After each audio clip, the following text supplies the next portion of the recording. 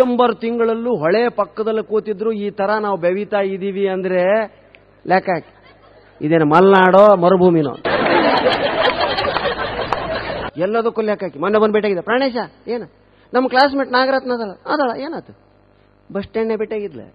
ಹೌದಾ? ಅಲ್ಲ, ನಾವು ಸ್ಕೂಲ್ ಓದೋ ಮುಂದೆ ಹೆಂಗಿದ್ಲಪ್ಪ? ಹಿಂಗಿದ್ಲು. ಈಗ ಹಿಂಗಾಗ್ಯಾಳ ಮರಯ. ಅಲ್ಲ, ಓದೋ ಮುಂದೆ ಹಿಂಗಿದ್ದಕಿ ಹಿಂಗಾಗ್ಯಾಳ ಅಂದ್ರ ಲೆಕ್ಕ ಹಾಕ. ನಾನೇನ್ ಲೆಕ್ಕ ಹಾಕ್ಬೇಕ್ರಿ? ಆಕಿನ ಒಯ್ದು ತೂಕ ಮಾಡ್ಬೇಕಾ ನಾನು? ಲೆಕ್ಕ ಹಾಕ, ಮಾತಿಗೊಮ್ಮೆ ಲೆಕ್ಕ ಹಾಕು.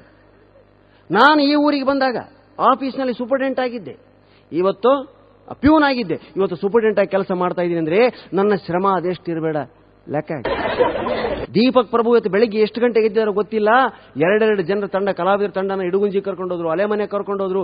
ಬೆಳಗ್ಗಿಂದ ಏನ್ ತಿಂದಿದಾರೋ ಗೊತ್ತಿಲ್ಲ, ಆದ್ರೂ ಅಡ್ಡಾಡ್ತಿದಾರಂದ್ರೆ ಲೆಕ್ಕ ಹಾಕಿ. ಬರೀ ಲೆಕ್ಕ ಹಾಕಿ ಲೆಕ್ಕ ಹಾಕಿ. ಇನ್ನು ಕೆಲವರು ತಗೊಳ್ಳಿ ಅಂತಿರ್ತಾರೆ ಮಾತಿಗೊಮ್ಮೆ. ಈಗ ಹೊನ್ನಾವರನೇ ತಗೊಳ್ಳಿ, ಏನ್ ಇವ್ರ ಅಪ್ಪನ ಜಾಗಿರಿ ಅದು? ಹೊನ್ನಾವರನೇ ತಗೊಳ್ಳಿ, ಬೆಂಗಳೂರೇ ತಗೊಳ್ರಿ, ಏನ್ ಇವ್ರ ತಾತನ ಗಂಟು ಕೊಟ್ಟು ಬಿಡ್ತಾನೆ. ಬೆಂಗಳೂರೇ ತಗೊಳ್ಳಿ, ಮೈಸೂರೇ ತಗೊಳ್ಳಿ, ಬಾಂಬೆ ತಗೊಳ್ಳಿ, ಬೆಂಗಳೂರು ತಗೊಳ್ಳಿ. ಮುಂದೆ ಹೇಳ್ತಿರ್ತಾನೆ ಅಲ್ಲೆಲ್ಲ ನಮ್ಮ ಜನ ಇದ್ದಾರೆ ಅಂತ ಹೇಳ್ತಿರ್ತಾನೆ, ಮೊದಲು ತಗೊಳ್ಳಿ ಅಂತ. ಈಗ ನಮ್ಮ ಸಮುದ್ರನೇ ತಗೊಳ್ಳಿ, ನೀವು ಬಿಡ್ರಿ, ನನ್ನೇ ತಗೊಳ್ರಿ. ನಾನು ಇಲ್ಲಿಗೆ ಬಂದಾಗ ಏನಿದೆ, ಬರೀ ಪೈಜಾಮ ಜುಬ್ಬಾದ್ಮೇಲೆ ಬಂದವನು ಹೊನ್ನಾವರಕ್ಕೆ. ನಾನು ಇವತ್ತು 4 ಸೈಟ್ ಮಾಡಿದ್ದೀನಿ, 2 ಮನೆ ಮಾಡಿದ್ದೀನಿ ಅಂದ್ರೆ ನನ್ನ ಮಕ್ಕಳನ್ನೇ ತಗೊಳ್ಳಿ. ಬೇಡಲೇ ಅಪ್ಪ ಅಂದ. ಬಿಡಿ, ನಾನು ಹೇಳ್ತೀನಿ ತಗೊಳ್ರಿ. ಬೇಡಲೇ ಅಪ್ಪ, ಮಕ್ಕಳನ್ನೇ ತಗೊಳ್ಳಿ, ಹೆಂಡ್ತಿನೇ ತಗೊಳ್ಳಿ, ನನ್ನೇ ತಗೊಳ್ಳಿ. ನೋಡಿ ಎಷ್ಟು ಸಹಜವಾದಂತ ಮಾತುಗಳಿವೆಲ್ಲ. ಈ ಮಾತುಗಳಲ್ಲಿ ಇಷ್ಟು ಹಾಸ್ಯದಂತ ನಮ್ಗೆ ಅನಿಸುತ್ತಾ? ಆಡುವಾಗ ಸಹಜವಾಗಿ ಆಡ್ಬಿಡ್ತೇವೆ, ಇವನ್ನ ನಾವು ಹುಡುಕ್ತೇವೆ, ನೀವು ಮರ್ತು ಬಿಡ್ತೀರಾ. ಹುಡುಕಿ ಅವನ ಜ್ಞಾಪಕ ಇಟ್ಕೊಂಡು ಪೋಣಿಸಿ ನಿಮ್ಮ ಮುಂದೆ ಹೇಳ್ತೀವಿ, ನೀವೆಲ್ಲ ಕೂತ್ ಕೇಳ್ತೀರಾ ಸ್ನೇಹಿತರೆ. ಅದಕ್ಕೆ ಓದಬೇಕು ಮನುಷ್ಯ. ಓದುವ ಹವ್ಯಾಸ ನಮ್ಮಲ್ಲಿ ಇವತ್ತು ನಿಲ್. ಟಿವಿಗಳ ಬಂದ ಮೇಲೆ ನಾನು ಎಷ್ಟೋ ಕಡೆಗಳಲ್ಲಿ ಹೇಳ್ತೀನಿ, ಓದ್ರಿ ಓದ್ರಿ ಓದ್ರಿ ಅಂತ. ಯಾರು ಓದಲ್ಲ. ಕೆಲವರು ಓದ್ತಾರೆ, ಪ್ರಾಣೇಶ್ವರ ಹೇಳಿದಾರೆ ಓದ್ಬೇಕು. ಎಲ್ಲಿ ನಿದ್ದೆ ಬರ್ತಾ ಇಲ್ಲ ಒಂದು ಪುಸ್ತಕ? ನಿದ್ದೆ ಬರ್ತಾ ಇಲ್ಲ ಒಂದು ಪುಸ್ತಕ? ಬೇಡ ಸ್ವಾಮಿ, ಹಾಗಿದ್ರೆ ಓದ್ಬೇಡ, ದಯವಿಟ್ಟು ಓದ್ಬೇಡ. ನಿದ್ದೆ ಬರಬಾರದು ಅಂತ ಓದಿ. ಕಾದಂಬರಿಗಳನ್ನ ಓದೋರಿಲ್ಲ. ಚುಟುಕು ಸಾಹಿತ್ಯ ಬಂದದ ಸ್ನೇಹಿತರೆ, ನಿಮಗೋಸ್ಕರ 2 ಲೈನ್. ನಮ್ಮ ಡುಂಡಿರಾಜದಲ್ಲೇ ಶ್ರೇಷ್ಠರು 300 ಪುಟಗಳಲ್ಲಿ ಹೇಳೋದನ್ನ 2 ಲೈನಲ್ಲಿ ಹೇಳ್ತಾರೆ. ಅನುಪಮಾ ನಿರಂಜನ್ 300 ಪುಟಗಳಲ್ಲಿ ಹೇಳಿದ್ರು ಅದನ್ನ. ಸರಳ ನಟರಾಜ್ ಲವ್ ಮಾಡಿ ಮ್ಯಾರೇಜ್ ಆಗಿ ಮಕ್ಕಳ ನಡುವೆ ಸುಖವಾಗಿದ್ರು. 300 ಪುಟ ಬರೆದಿದ್ದಾರೆ. ಎಲ್ಲಿ ಭೇಟಿ ಆದ್ರು, ಹೇಗೆ ಕಾಫಿ ಕುಡಿದ್ರು, ಎಲ್ಲಿ ಹೋದ್ರು, ಏನಾಯ್ತು, ಹೇಗೆ ಮಾತಾಡಿದ್ರು, ಹೇಗೆ ಇಂಟರ್ಕಾಸ್ಟ್ ಮ್ಯಾರೇಜ್ ಆಯ್ತು, ಮನೇಲಿ ಹೇಗೆ ವಿರೋಧ ಬಂತು, ಎಲ್ಲ ಇದೆಲ್ಲ 300 ಪುಟ. ಏನು ಮಾಡಿದ್ರು? ಇಷ್ಟು ಮಾಡಿ ಅವರು ಮಕ್ಕಳ ನಡುವೆ ಸುಖವಾಗಿದ್ರು ಅಷ್ಟೇ.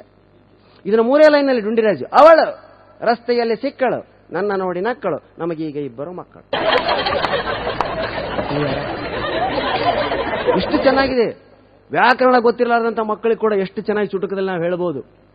ಅಪರ ಕರ್ಮಗಳ ಮಾಡಿದರೂ ಸಹ ಗೋಕರ್ಣದಲ್ಲಿ. ನಾವು ಸತ್ತ ಮೇಲೆ ಭೂತ ಆಗ್ತೀವಿ. ಯಾಕೆ? ಅಪರ ಕರ್ಮ ಮಾಡದೇ ಇದ್ರೆ. ಮಾಡಿದ್ರು ಭೂತ ಆಗ್ತೀವಿ ರೀ. ನಮ್ಮ ಮಕ್ಕಳು ಏನೇ ಶ್ರಾದ್ದ ಕರ್ಮಗಳನ್ನ ಮಾಡಿದ್ರು ನಾವು ಭೂತ ಆಗ್ತೀವಿ. ಹೇಗೆ? ಅಪರ ಕರ್ಮಗಳ ಮಾಡಿದರೂ ಸಹ ಗೋಕರ್ಣದಲ್ಲಿ. ಸತ್ತ ಎಂದರೆ ಭೂತವಾಗುತ್ತಾನೆ ವ್ಯಾಕರಣದಲ್ಲಿ. ಸತ್ತ ಅಂದ್ರೆ ಭೂತನ, ಅವನು ಭೂತಕಾಲನ. ನೋಡಿ ಎಷ್ಟು ಚಂದ ಇದೆ. ನಮ್ಮ ಕಡೆ ಹಿಂಗ ಬರೀತಾರೆ, ಬಹಳ ಚಂದ ಬರೀತಾರೆ. ದಾರ್ಯಾಗ ಹೊಂಟಿದ್ದೆ ನಾನು, ದಾರ್ಯಾಗ ಹೊಂಟಿದ್ದೆ, ಮ್ಯಾಗಿಂದ ಯಾರೋ ಉಗುಳಿದ್ರು. ದಾರ್ಯಾಗ ಹೊಂಟಿದ್ದೆ, ಮ್ಯಾಗಿಂದ ಯಾರೋ ಉಗುಳಿದ್ರು. ನಾನಂದೆ ನೋಡಿ ಉಗುಳ್ರಿ. ಅವ್ರು ನೋಡಿದ್ರು, ಮತ್ ಉಗುಳಿದ್ರು.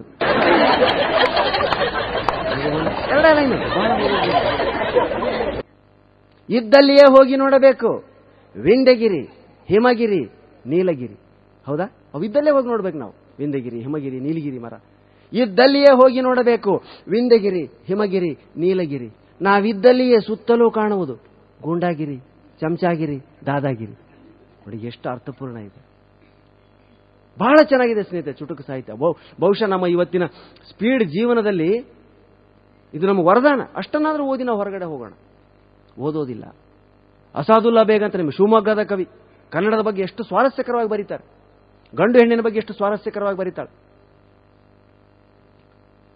ಗಂಡು ಹೆಣ್ಣು ಪತಿ ಪತ್ನಿಯವರು ಅವರೆಷ್ಟು ಸುಂದರವಾಗಿ ಬರೆದ. ಮೊದಲು ಕನ್ನಡದ ಬಗ್ಗೆ ಹೇಳ್ತೀನಿ. ರಾಯಚೂರಿನಿಂದ ಮೈಸೂರಿನವರೆಗೂ ಕೆಂಪೇಗೌಡ ಸರ್ಕಲ್ ಮೂರ್ತಿ ಕೆಳಗಡೆ ನಿಂತಿದ್ರು ಅಸಾದುಲ್ಲಾ ಬೇಗ್. ನೋಡಿದ್ರು ಬೆಂಗಳೂರಿನಲ್ಲಿ ಎಲ್ಲೂ ಕನ್ನಡ ಇಲ್ಲ ಸ್ವಾಮಿ. ಹೌದಾ? ಬರೀ 32% ಕನ್ನಡಿಗರಿದ್ದಾರೆ ಅಂತಲ್ಲಿ. ನೋಡಿ ಹೌಹಾರುವಂತ ವಿಷಯ. ಮೊನ್ನೆ ಕೇಳಿ ಗಾಬರಿ ಆದೆ ನಾನು. ಬಹಳ ಕಡಿಮೆ ಆಗ್ತದೆ ಕನ್ನಡ. ಬರೀ ನಮ್ಮ ಭಾಗದಲ್ಲಿ ಮಾತ್ರ ಉಳ್ಕೊಳ್ತಿದೆ. ಈ ಕಡೆ ದಕ್ಷಿಣ ಕನ್ನಡ, ಉತ್ತರ ಕರ್ನಾಟಕದಲ್ಲಿ ಮಾತ್ರ. ಬೆಂಗಳೂರಿನಲ್ಲಿ ಕನ್ನಡದಲ್ಲಿ ಯಾರನ್ನು ಕೇಳಿದ್ರು ತೆಲುಗಿನಲ್ಲಿ, ತಮಿಳಿನಲ್ಲಿ ಉತ್ತರ. ನಾವು ಹಾಗೆ ಇದೀವಿ. ತಮಿಳ್ನವ್ರು ಏನೋ ಅಡ್ರೆಸ್ ಕೇಳ್ತಾನೆ, ಸ್ಟ್ರೇಟ್ ಪಂಗ್ ಲೆಫ್ಟ್ ಕಟ್ ಪಣ್ಣಂಗ ರೈಟ್ಲ ಪಾತ ಅದ ಇವರೇ ಹೇಳ್ತಾರ. ಅದು ಅವನ್ಯಾಕೆ ಕನ್ನಡ ಕಲಿತಾನೆ? ಇವರೇ ಮಾತಾಡೋಲ್ಲ. ಮೇನು ಬರೀ ತಮಿಳು ಅಭಿಮಾನಿಗಳ ಸಂಘಗಳು ಎಲ್ಲಿ ನೋಡಿದ್ರು ತಮಿಳ್ರೆ. ಅಣ್ಣ ಒಂದು ತಮಿಳು ಸಾಂಗ್ ಪಾಡೋಣ ಅಂತಾನೆ, ಕನ್ನಡ ಸಾಂಗ್ ಹೇಳ್ರಿ. ನಾವು ಹೋಗಿರ್ತೀವಿ, ಒಂದು ತಮಿಳು ಜೋಕ್ ಹೇಳ್ರಿ ಅಂತ ಕೇಳ್ತಾರೆ. ನಮಗೆ ಎಲ್ಲಿದ್ದೀವಿ ನಾವು ಅರ್ಥ ಆಗಲ್ಲ. ಅದಕ್ಕೆ ಅಸಾದುಲ್ಲಾ ಬೇಗ್ ಬರೀತಾರೆ, ರಾಯಚೂರಿನಿಂದ ಮೈಸೂರಿನವರೆಗೂ, ಕಾರವಾರದಿಂದ ಕೋಲಾರದವರೆಗೂ, ರಾಯಚೂರಿನಿಂದ ಮೈಸೂರಿನವರೆಗೂ, ಕಾರವಾರದಿಂದ ಕೋಲಾರದವರೆಗೂ ಹಬ್ಬಿರುವ ಸುಂದರ ನಗರಗಳ ರಾಜಧಾನಿ ನಮ್ಮ ಬೆಂಗಳೂರು ನಗರ. ಅಲ್ಲಿ ಅತ್ತ ರಾಜಾಜಿ, ಇತ್ತ ಶಿವಾಜಿ ನಗರ. ಅಂದ್ರೆ ಅಲ್ಲಿ ಎಕ್ಕಡ, ಇಲ್ಲಿ ಎನ್ನಡ, ಮಧ್ಯೆ ಕನ್ನಡ. ಅಲ್ಲಿ ಎಕ್ಕಡ, ಇಲ್ಲಿ ಎನ್ನಡ, ಮಧ್ಯೆ ಕನ್ನಡ. ಹಿಂಗ್ಯಾಕೆ ನಿಂತೀಯೋ ಕೆಂಪೇಗೌಡ? ಅಲ್ಲಿ ಎಕ್ಕಡ, ಇಲ್ಲಿ ಎನ್ನಡ, ಹಿಂಗ್ಯಾಕೆ ನಿಂತೀಯೋ ಕೆಂಪೇಗೌಡ? ಕೆಳಗಿಳಿದು ಬಾ, ಎಲ್ಲರ ಎದೆಯ ಮೇಲೆ ಕೊರೆದು ಬಿಡು, ಕನ್ನಡ ಕನ್ನಡ ಕನ್ನಡ ಕನ್ನಡ. ಎಷ್ಟು ಅರ್ಥಪೂರ್ಣ ಮಾತು.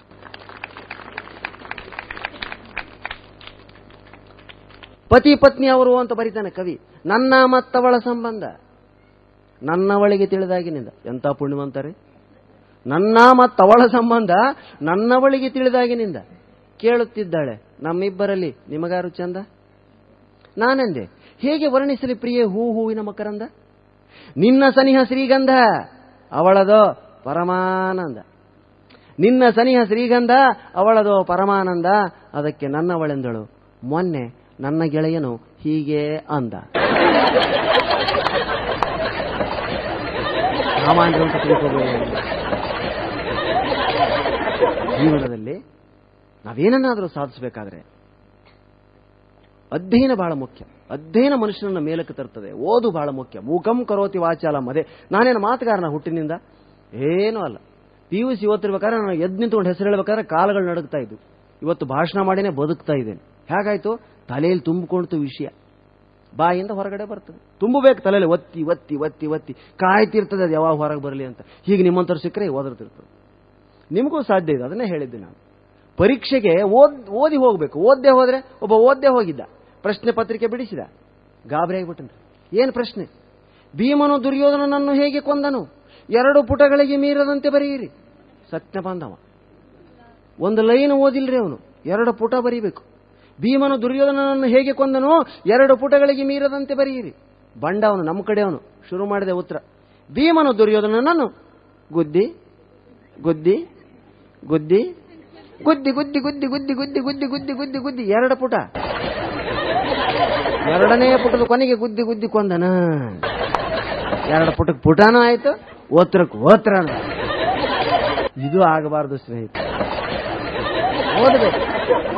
ಕೆಲವರು ಮಾತಾಡ್ತಿರ್ತಾರೆ, ನೋಡ್ಬೇಕು ನೀವು. ಇವತ್ತಿನ ದಿವಸ ಹಿಂಗೆಲ್ಲ ಹಿಡಿತಿರ್ತಾರೆ. ಇವತ್ತಿನ ದಿವಸ ಇದು ಬಹಳ ಇದಾಗಿದೆ, ಇದಕ್ಕೆ ಇದರದೇ ಆದಂತ ಇದು ಇದೆ ಅನ್ನೋದ್ರಲ್ಲಿ ಯಾವ ಇದು ಇಲ್ಲ. ಇದಕ್ಕೆ ಇದರದೇ ಆದಂತ ಹಿನ್ನೆಲೆ ಇದೆ, ಅದು ಇದೆ, ಇದು ಇದೆ ಅನ್ನೋದಕ್ಕಿಂತ ಇದಕ್ಕೆ ಇದರದೇ ಆದಂತ ಅದು ಬಹಳ ದೊಡ್ಡ ಇದಾಗಿ ಪರಿಣಮಿಸ್ತಾ ಇದೆ. ಇದನ್ನ ಹೀಗೆ ನೀವು ಇದು ಮಾಡ್ತಾ ಹೋದ್ರೆ ಇದು ಒಂದು ದಿವಸ ಅದಾಗೋದ್ರಲ್ಲಿ ಯಾವ ಇದು ಇಲ್ಲ. ಇದನ್ನ ಹೀಗೆ ಇದು ಮಾಡ್ತಿರ್ಬೇಕು ಅಂತ ಹೇಳ್ತಾ ನಾನೊಂದೆರಡು ಇದನ್ನ ಮಾಡ್ತೀನಿ. ಏನೇನೇನೇನೇನಾಗಿಲ್ಲ ವಿಷಯ ತಲೆಯಲ್ಲಿ ತುಂಬಿದ್ರೆ ಬಾಯಿಂದ ಬರ್ತದೆ. ಹೌದಾ? ನಿಮಗೆ ನಾನು ಹೇಳಬೇಕಾಗಿಲ್ಲ. ನೀವೆಲ್ಲ ವಿದ್ಯಾವಂತರು, ಪುರಾಣ ಪುಣ್ಯಕಥೆಗಳಲ್ಲಿ ಆಸಕ್ತಿ ಇರುವಂಥವ್ರು. ನಿಮ್ಮ ಭಾಗದ್ದೇ ಒಂದು ತುಂಬಾ ಸಂತೋಷವಾಗಿ ನಾನು ಮೆಚ್ಚುವಂತ ಯಕ್ಷಗಾನ ಪ್ರಸಂಗ, ಅಷ್ಟಾವಧಾನ, ಈ ಕಾರ್ಯಕ್ರಮಗಳನ್ನ ನೋಡ್ತಾ ಇದ್ರೆ ನನಗೆ ತುಂಬಾ ಸಂತೋಷ. ಈ ಕಡೆ ಸ್ವಲ್ಪ ಸಂಸ್ಕೃತಿ ಉಳ್ಕೊಂಡಿದೆ ನೋಡಿ. ನನ್ನ ಭಾಷೆ ನಾನು ಹೇಳಿದೆ, ದೀಪಕ್ ಪ್ರಭು ನೀವು ಇಷ್ಟೆಲ್ಲ ಶೂಟಿಂಗ್ ಮಾಡ್ತಾ ಇದ್ದೀರಾ, ನನ್ನ ಭಾಷೆ ಟಚ್ ಆಗ್ತದೆ ನೋಡಿ ಸರ್, ಹೇಗೆ ನಗ್ತಾರೆ. ನಮ್ಮವ್ರ ಮುಗುಳ್ ನಕ್ರೆ ಅದೇ ದೊಡ್ಡ ನಗು ಸಾರ್ ಅಂದ್ರೆ ಅವರು ನೋಡಿ, ಅಷ್ಟೇ ನಗುನೆ. ನೀವಿಷ್ಟು ನಗೋದಿಲ್ಲ ಅಂತ ಭಾಳ ನಮ್ಮಲ್ಲಿ ಹೇಳ್ತಾರೆ. ಅಯ್ಯೋ, ನಮ್ಮ ಕೆಲವು ಜನ ಈ ಕಡೆ ಬಂದಿದ್ದಾರೆ, ಮಹಾಮನಿ ಭಜಂತ್ರಿ ಮರಿಯಪ್ಪ ಅಂತ. ಅಯ್ಯೋ ಕಷ್ಟ ಸರ್, ನಗೋದಿಲ್ಲ ಸರ್ ಅವರು. ಬರ್ತಾರೆ ಸರ್, ತುಂಬಾ ಸೈಲೆಂಟ್ ಆಗಿ ಕೂಡ್ತಾರೆ, ಕೇಳ್ತಾರೆ, ಮುಕ್ತವಾಗಿ ನಗಲ್ಲ. ನಗ್ತೀರಾ ನೀವು? ನಮ್ಮ ನಗುನೇ ಬೇರೆ, ನಿಮ್ಮ ನಗುನೇ ಬೇರೆ. ನಗುಗಳಲ್ಲಿ ಹಲವು ಬಗೆ. ಹೌದಾ? ಅಂಥ ನಗುವನ್ನ ಇವತ್ತು ನೀವು ನನಗೆ ಕೊಟ್ಟಿದ್ದೀರಾ. 2ನೇ ರೌಂಡಲ್ಲಿ ನಾನು ಮತ್ತೆ ಬರ್ತೇನೆ. ಆ ನಂತರ ನಾವು ನೀವು ಕೂಡಿ ಕೆಲವು ಅಷ್ಟಾವಧಾನದಲ್ಲಿ ಹಾಸ್ಯವನ್ನ ಒಂದೆರಡು ಅಂಶಗಳನ್ನ ನಿಮ್ಗೆ ಹೇಳ್ತಾ 1ನೇ ರೌಂಡ್ನಲ್ಲಿ ನಾನು ಮಾತು